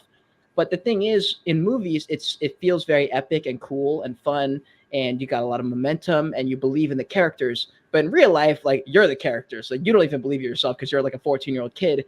And so I'm saying like I want to change the world, I want to do all these things, but I don't know what to do. So I've always wanted to go off and do something. And so eventually when I was doing these podcasts, I started to come around this idea of van life. So I started watching all these van life videos, started to get on TikTok for van life, started watching all these videos. And I said, okay, this is actually kind of lit. Like you get to live in your car, you travel across the country, you meet random people on the side of the street, like you travel all these places. Cool shit. This sounds like something I want to do, but I couldn't afford a van. Plus I didn't even know if I was going to like it. So I changed my car into a little mobile home situation. For anyone who's interested, I have a full YouTube show, or sorry, YouTube series. What's up, Philip? The other Philip. I have a full YouTube series back a year ago on my channel called like, I don't even know, like changing my car into a home or something like that. And I literally like walked you guys through the process of like me doing it and then finally leaving. I had this whole vlog series and it's really fun. I'm glad I documented it. But the whole thing was, I just wanted to do something different. And I realized when I started my podcast that if I'm ever going to be on Impulsive or on Impact Theory or on Gary Vee's show or invited to do a TED Talk or something like that, I have to do something baller. I got to be a baller. The only way to be a baller is to go be a baller. And I was like, well, I got no choice. I got to go do something different. And so everyone in my hometowns got jobs. They're all doing this, all doing that. And I said, I got to be different. And so I went on that trip. It felt really big for me. But at the same time, it felt kind of lame. And I don't know, man, that's just what it was. Thank God I did it, because that if I hadn't done that, I'd probably be working a restaurant job right now still with zero idea how to make content and stuff like that. And man, I'm just glad I left. And did you enjoy it? Was it amazing? A great experience, or Oh, was it man. more challenging? It was very challenging. I think it was more challenging, and I learned more than I enjoyed. I think I had there was moments where I was very grateful I left, but I don't think I would say enjoy is the right word. I definitely didn't enjoy it. It was a search for enjoyment the entire time, kind of thing, like searching for that switch to finally flip to be like, okay, now I'm happy. And I think on that trip, it started to occur to me that I'm really not gonna ever be able to. I'm not gonna be able to enjoy my life all the way until I cannot be in recess mode. Like for me, until I'm financially free or I have something where I'm making passive income, and I don't need to worry about bills and rent and stuff like that, I'm not going to totally feel free. I'm going to always feel these chains on me. And every single bit of free time, every vacation I get is going to feel like recess. I'm just going to have to go back to the real world at some point. And I hate that feeling. And so I think I realized for myself that, a lot of people chase money, and then when they get to that $10 million mark, they change that number to 50 million, and then they get to 50 million, they change to 100 million and stuff like that. But for me, I've had moments where I got a lot of money and was able to kind of live life and kind of like feel what that's like for a little bit. And I think for me, it's more about being able to choose what I do and not feel like I'm going to have to go back at some point. And my main goal is to get financially free, and whether that's a sponsorship and I can do my show finally, but to just know that I'm kind of secure. But also, I think that's a very common dream for a lot of people. So I have no idea. Yeah, but it's good motivation. I mean, the problem is the The problem is, so I'll tell you what the problem is. I mean, I had a dream that I wanted to have my like living things paid off by the time I was 30. That's what drove me to do what I've done and work how I've worked outside of NFTs. I'm talking, and to succeed. And I always said by 30, I want my house paid off fully. Any cars, I don't want any debt. That was my goal, and to live beautifully, but have it paid off and have it. And I achieved that, and it hasn't given me the freedom that I wanted. You know what the problem is? The problem is that like now, obviously I've got a wife now. I've got 3 children in private schools that we have to pay for here. It's not part of the Yeah. government, and the expenses. Maybe not immediately, but hopefully you'll meet a beautiful woman and call her your wife. She's not going to want to live where you are right this second. I know you've just moved there, and we're getting way ahead of ourselves. But you're going to need at least a 2-bedroom place. Then you have a Yeah. little one. You're going to need a bit of a bigger place. Then there's food for the little one. Then there's medical. Then there's education. Then there's so it is in a way a bit of a fleeting goal, because they'll take you, like you sit down with a retirement guy, says that, look, this is how much you need to retire. What is retire? To live off the interest of the amount that you've built up without touching that amount, right? And when you hear that number of how much you live without changing your lifestyle, without changing your expenses, to be able to just live off the interest without touching the capital amount, like, I don't know, it takes, I don't know, I'm not there yet. I mean, I got to keep going. And I thought by this time now, 10 years after I achieved my goal, now almost 40, 39, 40 next year, 10 years after it, I'm still, 10 years away. And who knows, in 10 years time, we might get there and interest rates are zero, like they are at the moment. And then you can't live off the interest. And then there's another 10 years. So I don't know. I don't know if it's achievable. Well, I guess so. For me, mainly, so here's what I see. I see YouTubers that I love that are at the top. Like I've always watched the best, or if I haven't watched the best, I've actually by accident watched the people that became the best. Like I watched this guy named Russell, who was a big fitness YouTuber, but he was very, very niche. He only posted powerlifting content, so a lot of people don't watch him. Like it's boring. It's the same shit over and over again. But I was like, no, this guy's something special about this guy. Found out the other day, this guy became the #1 powerlifter in the world, pound for pound, or something like that. And I was like, oh shit, okay, so he's the best. That's what it was that kept me coming back. And I realized he was going to be the best because of his drive, and that's something I see in myself, at least for what I want to do as well. So for me, I have no doubt I'm going to get to the top. I know I'll get to the top. It's just how long is it going to take, and I'm just frustrated, like having to work for money still. So I can just focus on that. You're not going to get to the summit and then be like, okay, I've achieved it now. I can. Well, no, I don't want to. That's the thing. I want to continue. I want to do everything I'm doing right now, but have the bills covered. And not have to. Yeah, I understand. Yeah, because I want to keep working. I love working. I love doing stuff, but I want to be able to run my show and be able to show up, get whatever food I want to get, whatever drink I want to get. You want to do it without there being any money consideration. Yeah. I get That's my main thing. I get it. But who knows? That'll probably change. Once I get there, I'll probably be like, damn, I kind of want that other thing, So I'm hoping it won't be that, but for me, like I've always just craved being able to do things without, I think, just pressure of the shackles. I've always felt shackles around my like arms and knees or whatever, and maybe it's like self beliefs that I had growing up, but I don't know. The more money I've gotten and the higher up I feel like I've gotten in like learning about stuff and getting better at things and learning stuff. I feel like I'm getting better at knowing myself and getting more comfortable being myself, and it hurts less and less, I feel like, than it used to. I feel like a few years ago, everything kind of sucked. And now, like, not everything sucks as much. And I'm like, maybe maybe you can get to a point where life doesn't suck every time you wake up, And I see people who I follow, and they'll do like, vlogs where they go through their whole life or their whole day, and they'll be open and they'll share things they're struggling with. But there is a difference. They're like, look, I'm not worried about paying bills. So my struggles are very different. He goes, yes, I had a shitty day, but in reality, when you put it in perspective, my day was much better than 99% of people. If this doesn't get done, you push the launch back a week, whatever it was. He's like, but I'm not going to be able to not pay rent. And for me, it's that insecurity of not being able to pay rent or something that like terrifies me, or not being able to afford this or that I need to have to survive. And I don't know. I think it's just one of those like core fears that I have or something. No, listen, that's what drove me also. I mentioned that, and like, my dad struggled financially. He did really well and then lost everything. And that was always my motivator, was that first of all, there was no one that I could go to if I couldn't make rent, so there was no safety blanket, and that, but also, like, I didn't want to struggle. And to be honest, I mean, I've still got another hopefully 60 years ahead of me, and having seen someone who was really brilliant in business and a hard worker and whatever lose everything, it can happen to anyone. So I don't want to say I'm there by any stretch, but that was my motivator. That's a good motivator, and that's the difference when my friends were all going out to clubs and I was sitting there loading products on the website until 2 in the morning every day, 7 days a week. And that's why we connect, because I see the same. Well, one of the reasons. Yeah, 100%. I say strive for remote jobs, because most traditional jobs will be replaced by software or AI. I think I agree with that, but even separate to that, I think remote jobs give you a freedom that you can't have otherwise. That you can pick up, go anywhere in the world, open your laptop and work. And I think that's really valuable. That's really nice, because like you can work anywhere. And it feels good, bro. It feels so good to walk. Like for me, like one of my favorite things is like I can walk into a cafe, and I remember this is something I craved for the longest time. I craved walking into a cafe or an airport where people pull out their computers and they pretend to work on stuff, but they're really not doing anything probably.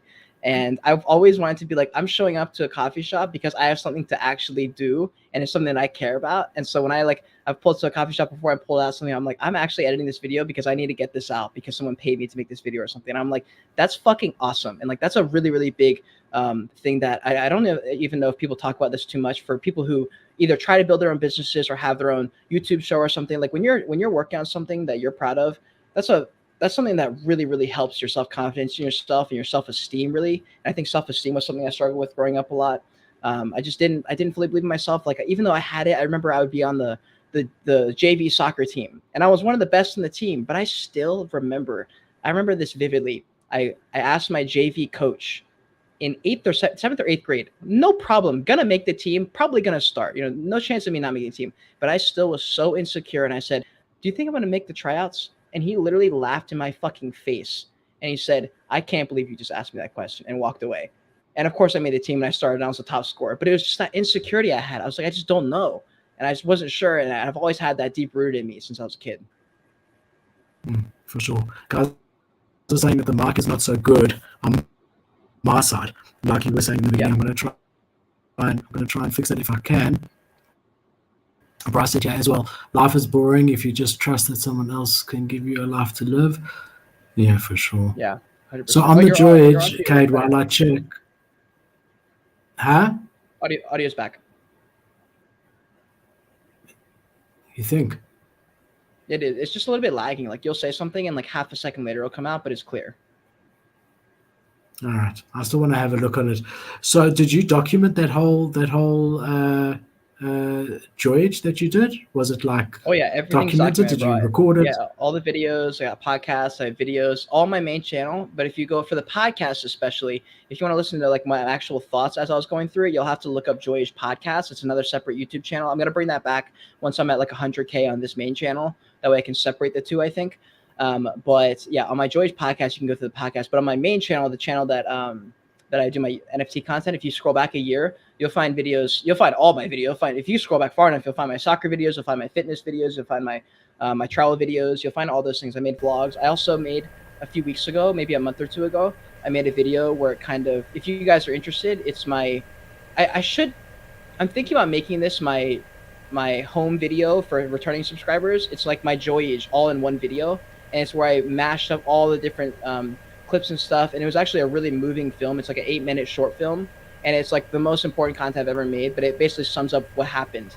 I actually thought it was really beautiful, and so I probably should make that my home video. But yeah, you can look it up. If you type in anything like that, you'll be able to find it. I remember traveling, and guys in the chat, Bryce and Crypto Cactus, please let me know if this is better. I have changed something. But I remember traveling. Yeah, okay, good. I went from. Oh, there we go. Good. All right, guys. I know what was wrong. Sorry about that. I remember after school, I just wanted to travel. That was my thing. So I had a Sega handheld color device with like 100 games. I went to like one of those pawn shops. I got nothing for it, and I sold a couple of other things. I had a whole comic book collection, and I sold all of that. I got a plane ticket, and I got maybe, and I had a bit of savings. I was a waiter for a while in South Africa, a server, I think you guys call it, at a restaurant. And I really like tried my best. I can't remember. I got like maybe a month or two worth of money and a plane ticket. And I up and went, right? And also not easy, but I learned so much through that. First of all, I was never out of, my usual community or whatever. So to see different people with different views all over the place, because I went to a lot of countries, ended up like going from country to country. I started in the UK, ended up in the States. But I really learned so much, and it broadened my horizons. And I came back with a fire to make it work, no matter what. No one's going to make your life for you but you, and to make it work, to work hard and to create something. And I agree with you, like starting my business was really tough, but I do look at it like a child, right? Like a baby, a little baby. It starts off as your business starts off as a tiny little baby, needs you to do everything in the business, slowly grows, and it starts to do, and it can take 10, 15, 20 years, like a child, before it can then run itself or whatever. You get the right people involved in it to run it, and you can slowly move yourself away. But like a child, it becomes rewarding, like, from when let me tell you, Cade, you love them from when they come out so much, but there's nothing to it as far as there's no feedback for the first 3 months. They really just need to sleep and eat. Do you know what I mean? So that's funny. It. They need to sleep and eat and be burped and changed and bathed and sleep and eat and repeat. But then after like 2-3 months, then they start smiling at you, like real smiles. Aww. And that's when the reward starts. And then they start talking. They tell you they love you. And then you come home and, and they're waiting for you and hugging you, and it gets better and better. And that's the same with the business. Exactly the same. It starts off, you're passionate about it, whatever, but you expect nothing from it. And slowly along the way, you start to get rewards. You make mistakes, you learn. And I actually, I loved English in school as a subject. Loved it, like creative writing and whatever. And I wrote a whole thing on this, a whole like essay on the similarities between starting a business, because you had to say what are your dreams for the future and compare it, and a baby growing up in the world. And I think there are that thought is the same now as when I knew nothing about starting a business or whatever, or being a parent, but it rings true, and there's probably similarities with teenagers, like when they become a teenager and then life starts to suck for a few years. You're like, oh man, like the kid hates the parent for a couple of years, kind of thing, like a lot of people talk about, and then they come back once they've grown up a little bit and they say, oh, my parents actually weren't that bad, they were right about basically 99% of the things I thought I was right about. And then now you're friends, and then you look back 20 years later, you're like, wow, the kid and the dad are best friends now, and it was not the same 20 years ago. Yeah, and then you have a kid and you find yourself saying the same things to your children that you didn't understand when your dad said to you. Yeah. Like I remember, like I've got 5 sisters. I've got a big family, 5 sisters. And my dad would come home from a long day of work, and he was a very social guy and whatever. But like after about an hour sitting around the supper table, and he was big and we the same, suppers together every night, sitting down at a table, and we'd go around and tell our days. And by the end of it, with 6 kids talking, it's like, guys, please, I just need a bit of quiet, right? And I never understood that. And like now, after an hour of sitting at my dining room table with everyone, I feel that. I'm like, I just need a bit of quiet, and I understand it. It's crazy. So for me, what's interesting is like the older I've gotten, the more I've understood my parents, especially my dad, and I've grown more and more aware of why me and him didn't vibe early on, and why we vibe way more now, but why kind of why it wasn't what I wanted it to be growing up. And it's because he's terrible at communication, like absolutely horrid. He knows this. We've literally talked about it. He's not very good at opening up. His dad was super like rigid. He was like the classic American dad, always in the garage, hammering at stuff, like building things, just very blue collar style. Doesn't really share feelings. So my dad didn't grow up with that. So he never really shared why he did things. And so I kind of just grew up wondering stuff, and he never would tell me really. He would just kind of like not say anything or just be silent about it. Like I remember he did a marathon one time, and I just couldn't understand why he did it. I was like, why are you doing it? He's like, I don't know. I was like, no, but like, why are you doing this? This is such an inconvenient, like, why are you doing this? This is such a big thing. And he's like, I just like want to do it, like maybe to push myself. Like it's kind of like challenging. And I was just like, he would never like would explain why or like what it was.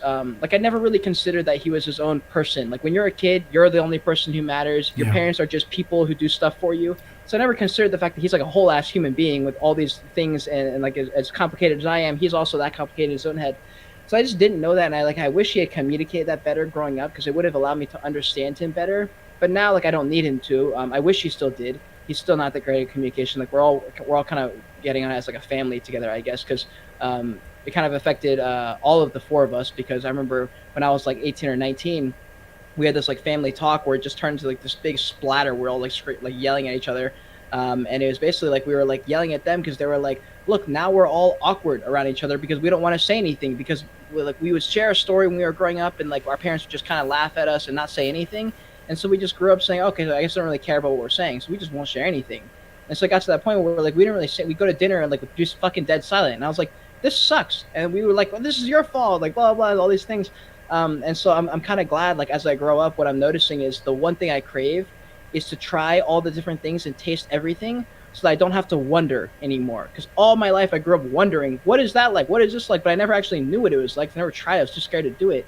And now that I'm trying things, I'm like, okay, I want to go walk it through like the other day I was like running and I was like, I should run through the ghetto. And I was like, why? It's like, because I need to know what it's like in case I'm ever in the ghetto. And so I don't have to wonder what the ghetto is like. And if I end up in the ghetto by accident, I need to not panic and freak out. And what do I do? I need to go through there so I can see what it's like. And I ran through the ghetto. It wasn't as bad as I thought. I need to go this way because I need to see what it's like. And I just need to taste all these things so it's not terrifying in my head anymore. Because like my inner child is just terrified of everything. Everything is scary to me. Everything's a threat until I go and try it and I realize almost none of it's a threat. And it's all just chill. But I'm really glad I'm kind of noticing that. It's so ironic that you grew up in a home with little communication, yet you're a great communicator. You can see how much you love communicating. You well articulated. You know. So it's maybe that that created that in you. The fact that you didn't have that.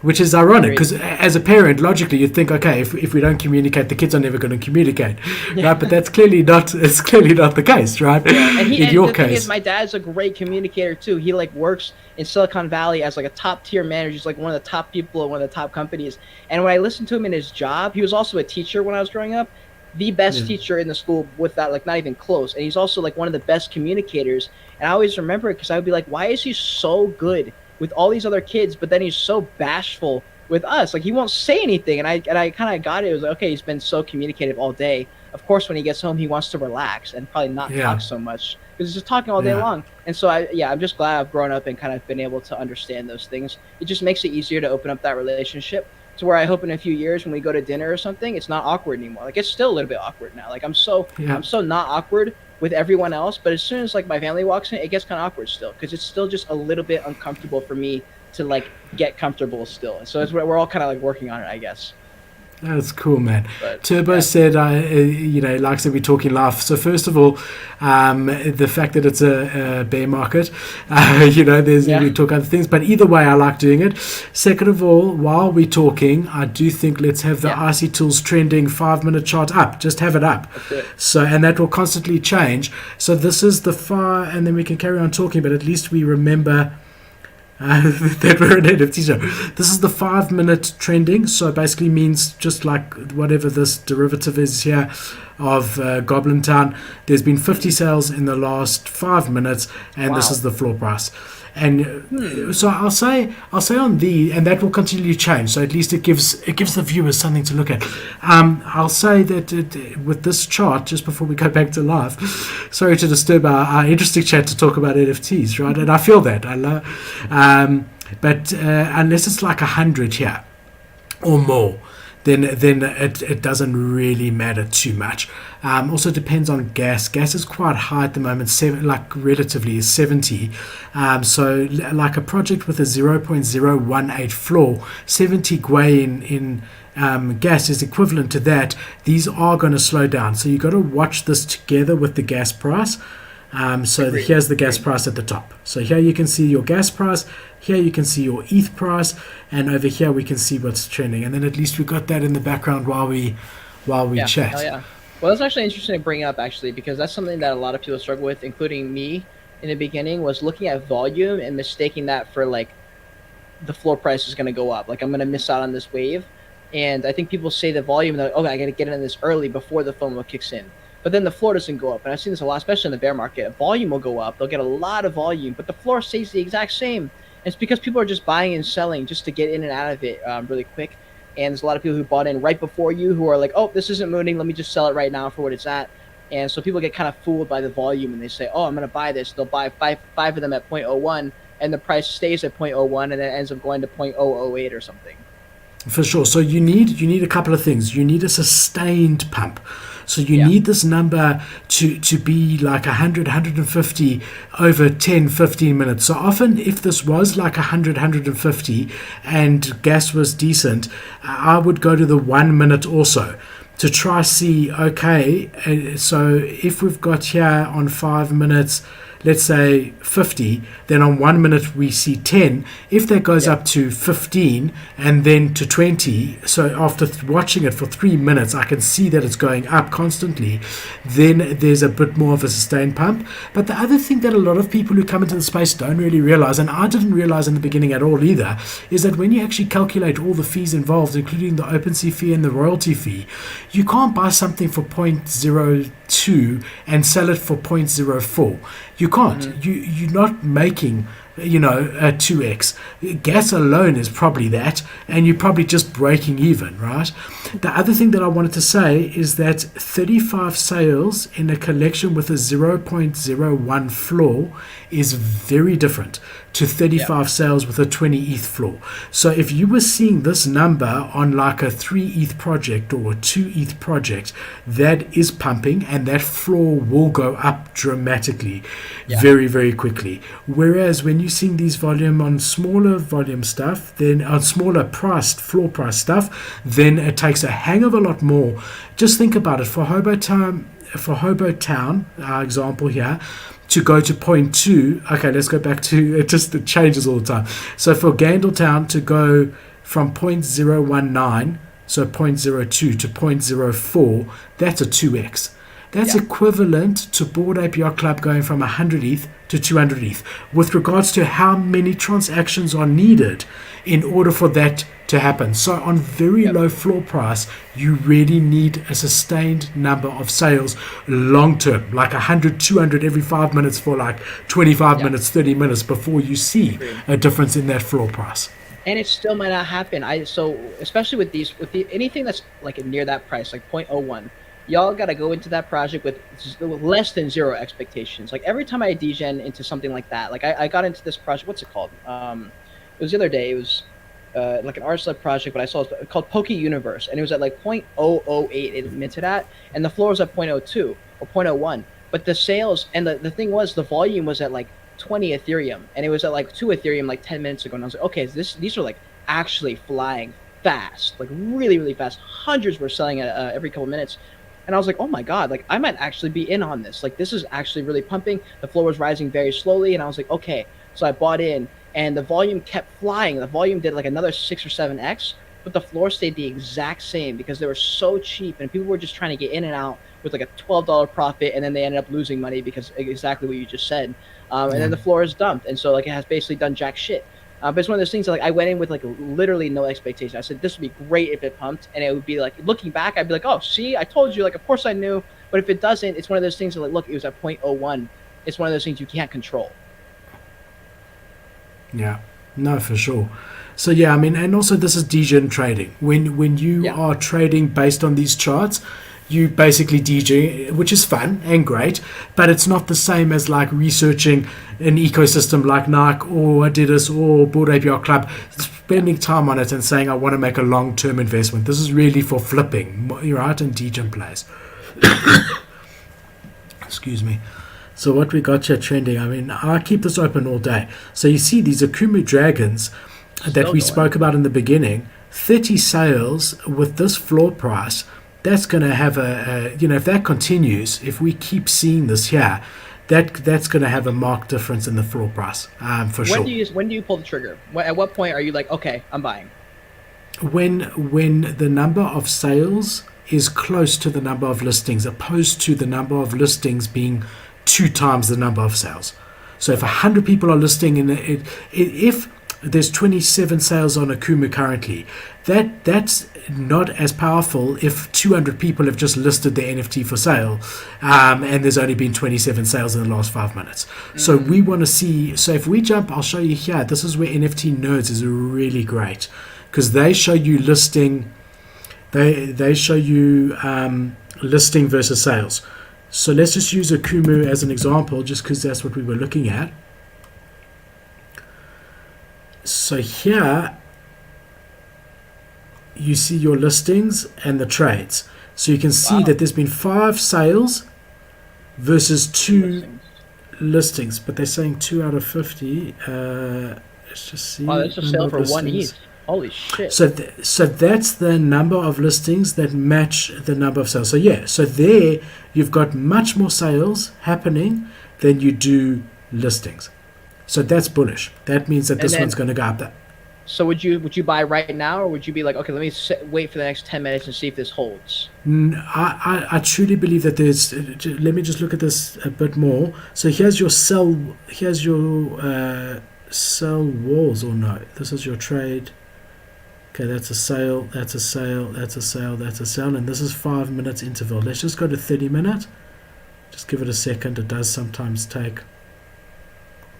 Yeah, this is fun for me because I don't do too much degen stuff. So this is kind of fun for me to watch. This is 1 minute candles. That's really degen. Jeez. 1 minute candles. Jesus Christ. Yeah, that's when you know, like, you know. Okay, so I just want to change something here. I was looking at this earlier, and this is only for one trait. I put this trait in earlier, the unicorn trait. Sorry. Let's just go out of here. There this we is go. Like there playing God. This is like playing God. Like we're really watching this in real time. So I was thinking there, this volume is not 30. I mean, so this is what I want to. This is the difference over here. Okay, cool. All right. So now you can see in the last 30 minutes, this is the sales. Dipping, going up, going up. Always bullish. We got sales above floor, so rares are going. Here's your listings, and here's your trades. So here you can see that the average floor here is going 0.7, 0.7, 0.72, 0.7, 0.75, 0.7. Here, the average people listing now, the recent listing, 0.8, 0.8 almost. 0.74 compared, so you can see that people are listing it higher than what the sales are going, which is good. So people are not undercutting. Just looking now, I mean, obviously this changes by the second, but people are not undercutting the floor so much. Whereas in a project where the price is about to start dumping, you're going to see the listings lower than the recent sale prices, right? Yeah. So, and also you want to see these trades ticking more than they are at the moment. I don't know if it's just delaying the update because this is only 4 minutes ago and there must have been sales more than that. I just want to go back here to see how many sales. There were 19 in the last 5 minutes. Akumu. How could it just pause unless OpenSea is down? There's only been 2 in the last 1 minute. But usually this chart is bigger. Oh my God, wait, I'm looking at this on Twitter right now, Philip. There's a project called bardtown.wtf that I think Goblin Town was repping, and they just sold out a collection of 10,000, bro. Sold out a collection of 10,000. Derivative. Let's jump onto but the floor is I think it was a free mint because the floor is 0.001, and there's only been 1.3 volume. But 1.3 volume for 0.001 is pretty good. That means a ton of people are buying. Yeah, it's a lot of sales. You know, we'll see. Well, it will come up on here if it's got any. Is it Birdstown? No, Bartown. No, it's called Bardtown. Looks like this. Focus. Let me make you big. I can't see. Hold on. Oh no. Let's do that. BARD. Bardtown. Yep. Okay. Let me try. Yeah, and I found it from. It looks like. Oh wait, no. So it's not repped by Goblin Town. It's just people saying it's. I don't know. Maybe there's people who are goblins who bought in or something. I'm not sure exactly what the link is here, but. Okay, so we got it here. So first things first, let's find it on IC Tools. So this is the process. If I'm now thinking of looking into this, so I mean, at very first, let's just look at the art. Okay. Let's look at it. It's so tough. Like I always look at them and I'm like, could I see this at 1 ETH? Could I see this picture and see 1 ETH next to it? And I'm like, I don't know. But again, the picture, it's like buying a book by its cover, man. The picture means nothing. You saw what Gary V's V-Friend Series 1 looked like. You saw Loot, which was just wording on the page, went to 25 ETH. Okay, so they've done 373 sales. Just that's the first thing that we're looking at over here. And if we jump onto RC Tools, I hope sometimes when it's brand new, it doesn't even show up here initially, but this one did. Keep talking. I'm going to switch my camera because my camera battery's going to die. I'm no going to worries. switch my FaceTime real quick. So if we have a look here, 24-hour volume, 1.3 ETH, 333 sales, but he said it just minted out. Sales floor dipping a little bit, but that could change immediately. But this is really visually what we want to look at. We go to 1 hour. Now there's not a lot of sales in 1 hour. Let's go to 4 hours. So straight away here, I'm not interested at the moment because the sales are dropping. They're not increasing. So I don't know if you can see that, Cade. The sale, every dot is a sale. And the sales are getting less and less, not more and more. So that stopped that for now. I mean, it can change. But that stops me. That gives you a bit of a better idea. There's a few 4 sales in the last half. So that for me is not a typical chart that you want. Let me get a good one that I know had a good pump. What was that one? Bookie. Let me show you Bookie. And I'll show you on the chart where you want to be buying and where you want to be selling. Because this is a great case study. I mean, if you just look at this, that's even already when they were above 1 ETH. Let's just go to 7 days. You've got sustained volume, okay? Which is the one thing. Now, the place you want to buy, ideally, I know it's obvious, is there, but realistically is there. Okay? Obviously, you'd prefer to buy here, but you never know when it's here. You start to see these trends. And the things that show you are the number of sales, the average sales price, how many people are listing, the number of sales per hour, and then you start to see this coming up. And you want to try get in there. That's when I try buy. And then, obviously, you want to sell over there, but realistically, you end up selling like there. So what's that, 1.3, and you buy for 0.7. Pretty good. Right? And then that's what you're aiming for. And then, it took a dip all the way to 1 ETH. That would have been a great place to buy. I mean, I know it's obvious. Buy the bottom and sell the top, right? But these charts definitely help visually show it to you. And you can also watch here, like the average price versus the sales floor price. That tells you. And usually when this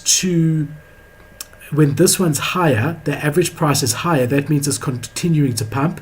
When they cross, is usually when it's going to slow down. So I would imagine that this 1.4 is going to be the top for the next 15 minutes. It's going to go down from here because these two are now meeting, right? Yeah, so I use these different tools to check. But you saw there straight away, where was it? Bartown.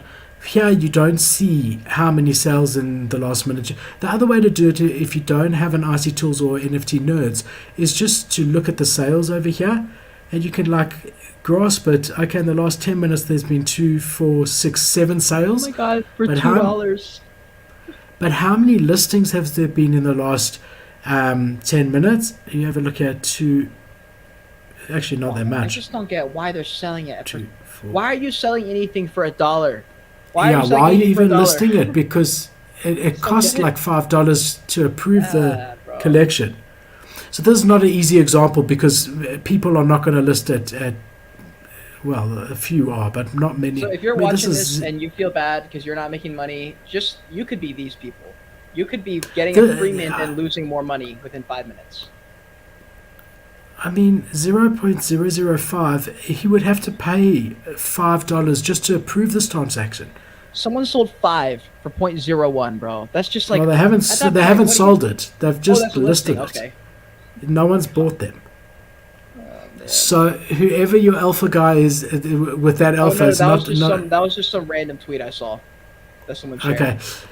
But your fuzzy felons, you said pumped yesterday, so let's check those out and see what they really did. They were 0.07 or 0.08 for a while, and they were kind of just like teetering in that area. And then I saw they pumped to 0.1, and I was like, oh, that's interesting. I wonder why. And then I saw they had a trailer coming, and I said, okay, they may pump a little bit. I have no idea though.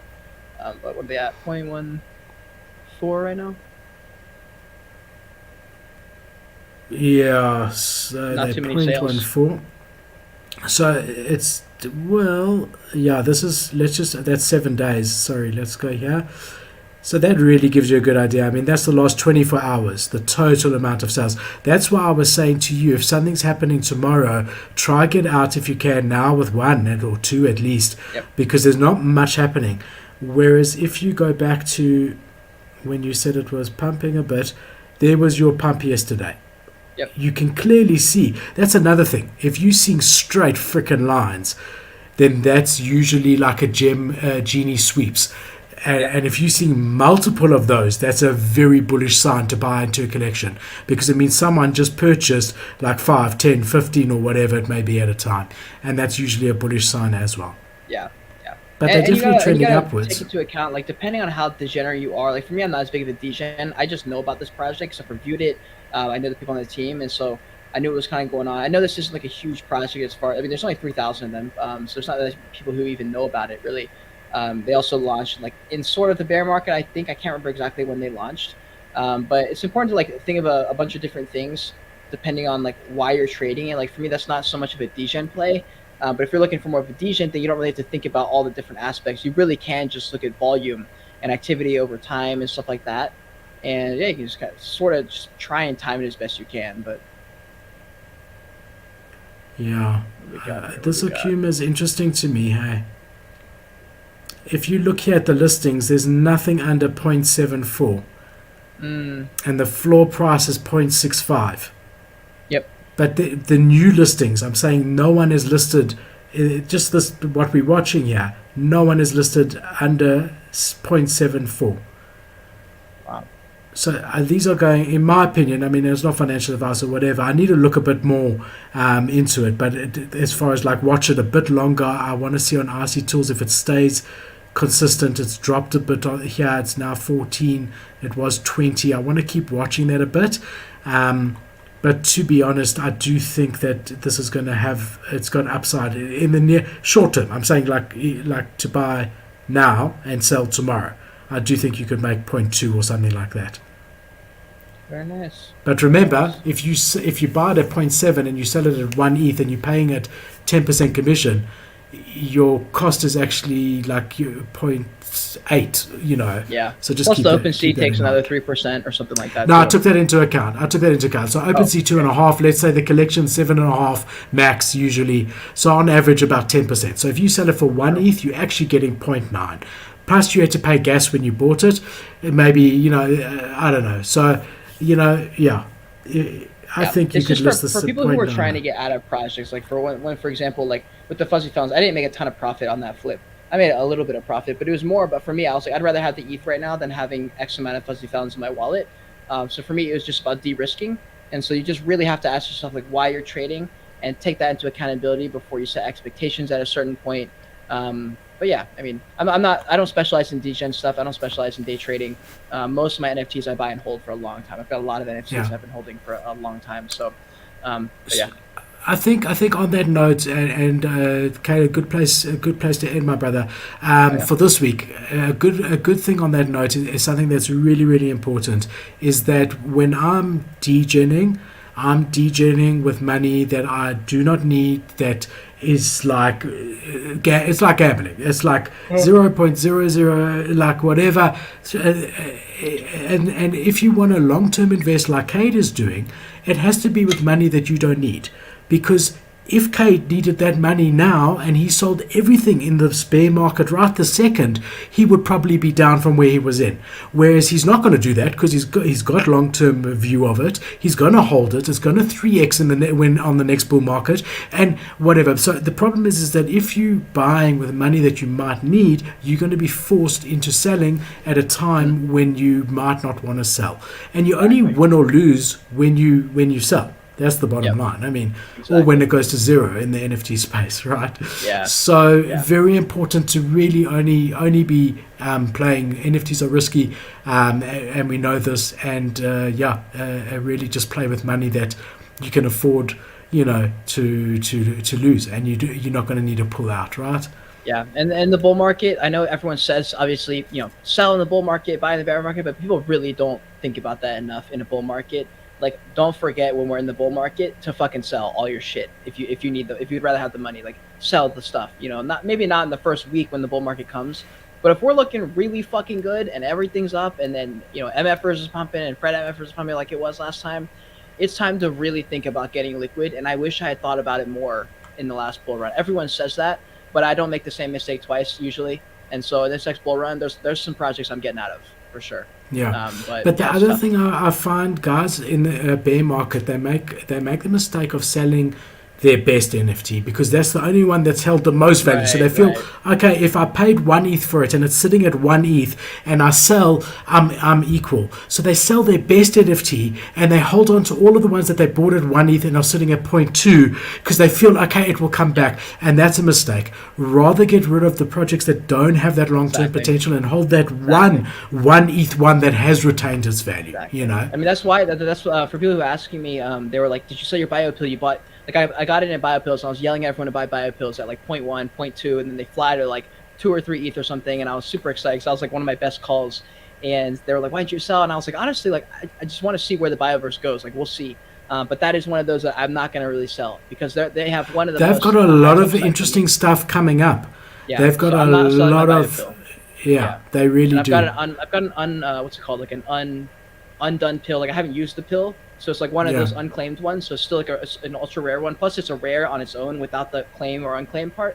But there's a couple other NFTs that are like decent, like they're still expensive, kind of thing I could sell for a lot of money. That if I was to sell them, it would be those way before I sell BioPill, just because I see the upside there. There's other projects where I'm like, look, they're really good, but I just don't see the same upside as BioPill, so I'm gonna try and sell those off if I really need the money before I try and sell a BioPill. I'm gonna try not to sell the BioPill. That would be the main goal, which I don't think I'll have. Exactly. But that's exactly the point, yeah.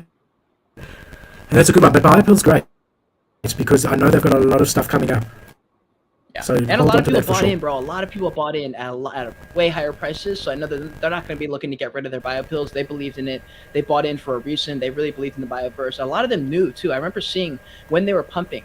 A lot of fucking educated people. They were like, look, this is what we believe in. Here's why we bought in. A lot of really in-depth analysis. That's why I was so excited about it. Because I was like, one, a great call, like a huge call for me, but also like on brand as fuck. Like the project was really, really like taking shit seriously. And I was like, wow, this is cool. Like I actually picked a cool project also, not just a good call. So I'm excited about I'm excited to see what happens. And they've got good things coming. That's a great project. 100%. Cade, my brother, always so much fun, my brother. Thank you for joining me. I can't wait for next week. Going to be awesome. To everyone who came and spent time with us, thank you. We loved having you, and we look forward to seeing you next week. All right, guys. Appreciate